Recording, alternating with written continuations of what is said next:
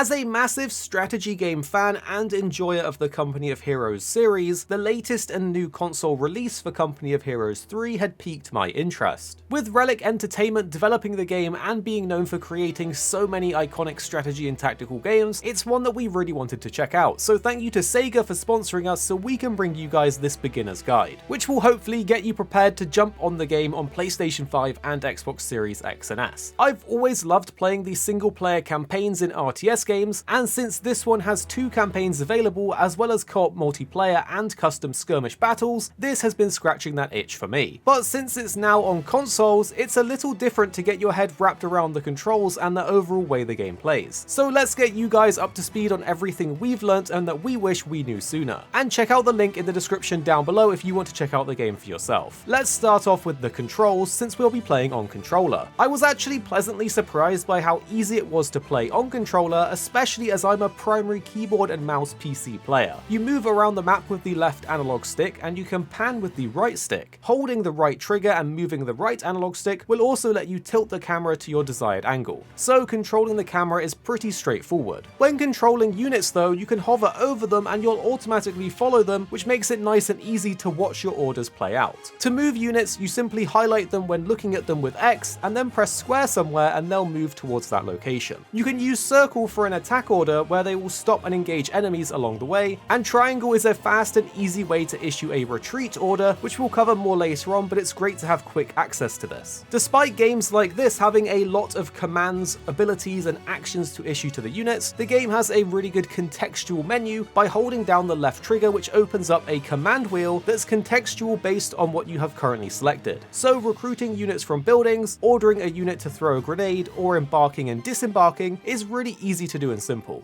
Just hover over the thing you want to interact with and hold down the left trigger, then use the analog stick to select the order that you want. And if you're a fiend for pausing your strategy games to get optimal positioning and orders at the same time, then fear not, you can still do this here on console. You simply press in the left analog stick, which will pause everything and let you line up a queue of multiple commands to issue at the same time when you unpause. There's also the campaign map, which uses mostly the same camera controls, and the game explains really well how to issue your companies around. So once you know these camera controls, you're pretty much good to go. But you will definitely want to have an understanding of how the resources work within the game. This is because managing your resources within battles is vital to becoming victorious. The resources are used for everything you do, from expanding your base to recruiting new units, as well as using certain unit abilities and your faction powers, and you will essentially gain them by controlling different territories around the map. Different areas of the map will grant different resources that vary in amount over time. But the gist of it is that controlling more of the map means having an advantage over your enemy. So you will need to capture these points around the map with your units to control them and gain their benefits for you. So make sure to order your infantry to move with the square button inside of a circle flag until the point is completely captured. This is how you gain control of the territories all over the map, which will grant you resources and vision. Manpower is your first and main resource, and this is constantly gained and is used to field pretty much everything, including new infantry units, tanks, weapon teams, and upgrades. The more sectors that you control, the more of this you will gain over time. However, this income will decrease as more units have been actively fielded. Then you have your munition resources, which are used for buying upgrades to your units and activating certain unit abilities. You can even find this resource in crates around the map, so make sure to claim them if you spot them. Fuel, on the other hand, is used for deploying vehicles and tanks into battle, as well as some buildings and global upgrades.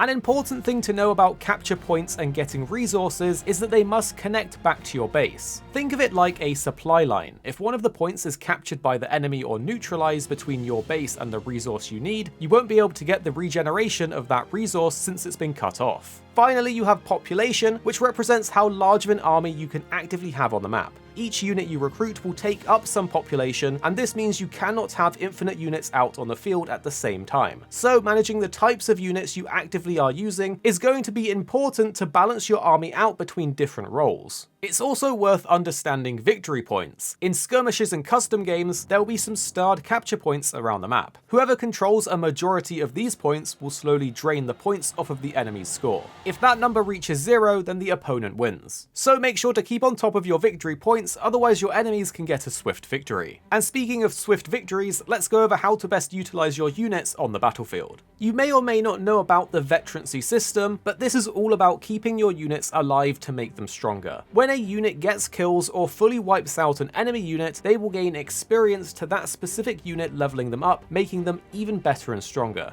However, if a unit dies, all of its veterancy and XP will be lost. So keeping your units alive while actively defeating enemies is the goal. Each unit can have up to 3 levels of veterancy, which will be shown as gold stars on their character badge. And this badge is going to be very important to keep an eye on each of your units, as it will display the conditions that they are currently experiencing, such as being suppressed, in cover, or being pinned, and more, which we're going to go over next. Of course, you will want to keep your units alive and as safe as possible even while they are in battle and taking enemy gunfire. So utilizing cover as well as buildings to entrench your units in will help keep them alive longer and give you more control over the battlefield. If your units are out in the open while taking enemy fire, they can easily be taken out, suppressed and pinned. By looking at a unit's badge, you can see if they're in combat or in cover or suppressed or pinned by the icons that will appear on their badge. The yellow triangle with an exclamation mark inside means the unit is currently suppressed. When this happens, they get pinned down by enemy fire and will drop to a prone position, meaning they can no longer move and will have greatly reduced accuracy and damage dealt. When this condition happens, you can either try to aid them with your other units to stop the enemy's fire, or you can issue them to retreat, giving them one last attempt to survive by abandoning everything they're doing and sprinting directly back to base. This is a great tool to get your units back to base quickly where they can recover. However, they will not take any orders or cancel the order once you've executed it until they've returned to base. Once they're back at base, they can be reinforced to bring the squad back to full strength at the cost of manpower. But it's far less than the cost of making a new squad, so keeping your current squads alive and reinforcing them is better than making new ones. Remember, if a unit's taking heavy fire and is suppressed, retreating will make them stand back up so they can run away, but this might not always be the best move if they will just get gunned down immediately. When the triangle goes red, however, this means the unit is completely pinned. This means they will completely stop and take no further action, so they won't even shoot back.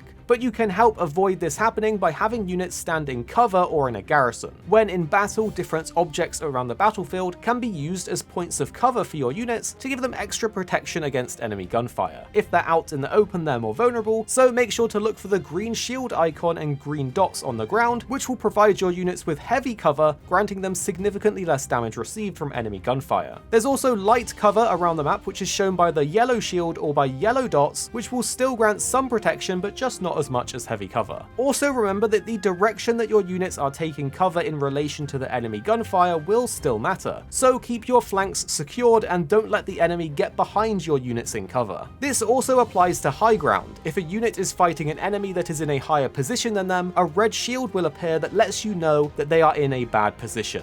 But buildings can also be used to provide cover to your units by garrisoning them inside. This lets them bunker down and shoot back. By ordering your units to move inside of a structure, you will get extra vision range around the area, provide your units with cover, and prevent them from being suppressed. However, do note that structures will have their own health bar that's shown above the building. If a building gets destroyed, any units inside will be wiped out, so keep an eye on that building's health bar and disembark when necessary. Overall, utilizing cover and buildings is super important to winning battles, keeping your units alive, and holding positions for longer. However, if enemies are garrisoned, you will want specific units to breach and remove those enemies from the building. This is an active ability that some units have, and will consume some ammunition to start a breaching process that will be indicated by a bar filling up, which once completed will greatly damage the unit inside and replace them with your unit inside. Alternatively, you can send a flamethrower squad to remove a garrison squad with relative ease as well, so keep this in mind too. Flamethrowers and other heavy support weapons can be found throughout the map on the ground, or they can be deployed by certain abilities. So if you you have extra units and you see a heavy weapon lying around, definitely make use of it by commanding them to pick it up. Another tip I want to give is to keep in mind the different types of units that are available to you, which will be ideal for different roles in the battle. For example, having a strong and mobile offensive unit will be ideal for pushing forward and claiming territories early on. However, units with heavy weapons will be much slower to move and they can't vault terrain,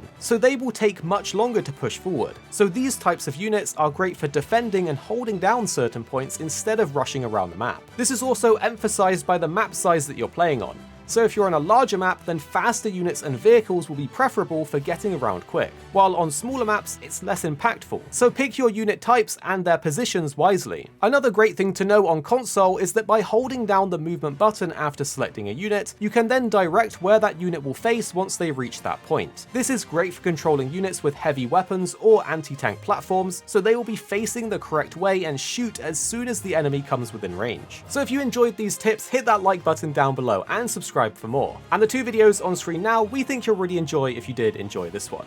You don't have to watch them if you don't want to, but if you did like this video, you're probably going to like these ones too. And then tell us what you think after watching in the comments down below.